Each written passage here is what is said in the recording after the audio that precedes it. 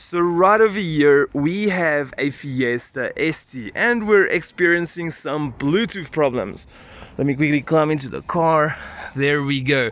So if you have a Fiesta or Focus ST or the original normal family car ones, and yeah, you have the Sony system, you might also experience some Bluetooth problems. So what I'm gonna do is I'm quickly gonna try to see if I can replicate to you guys what is happening. So I'm gonna quickly put the ignition on.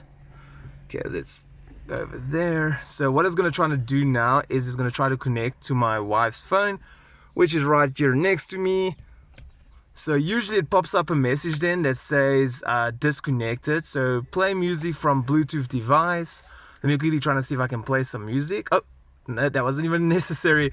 There we go. There is the error code. So basically it just disconnected. So what we got to do is, as you guys can see, I've already opened the cabiel area. We got to get into the fuses right over there.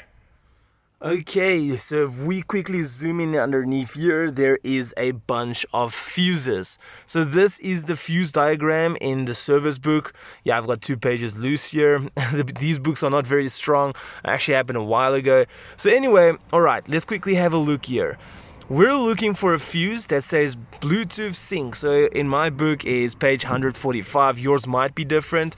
So if we turn it around, right over there, now fuse number 24, which is a 10 amp sync Bluetooth. This is the one you're looking for. So fuse 24, if we quickly turn this magical book around, we're gonna look for 24 over here, and there it is. So basically this fuse is set up in this position. I'm just praising this loose paper over here, goodness, swinging it around.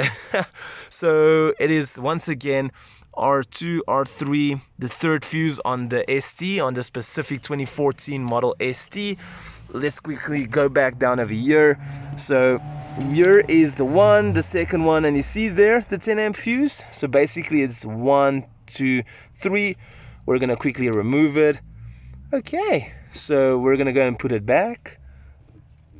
And come on. There we go, and it is back in. So that's basically all you have to do. So let's quickly go and start up the car again. Okay, so we are back in the car. We're quickly gonna put our ignition on, press clutch to start. We're just gonna press it in just so that alarm can go off. All right, what we're gonna do is we're gonna quickly click on aux again. Okay, it's probably gonna try to connect to either my phone or my wife's phone just now. No USB device. Alright, so we're just gonna go press aux again. This aux button over here. Bluetooth audio, it says something about installing over there. Okay, so what we're gonna do is we're gonna say device. We're gonna, oh, it shows it's already connected to my wife's. Okay, so let's quickly just press aux again just to go back. Hey, and there we go. Is it on? There we go. So we got music. I'm not gonna turn it up and play too long because obviously for copyright strike reasons, but let me just quickly press clutch in again. There we go. So there you guys can see it's playing music. If I quickly go to device again, it's connected. As simple as that. I did nothing, like no superpowers or anything.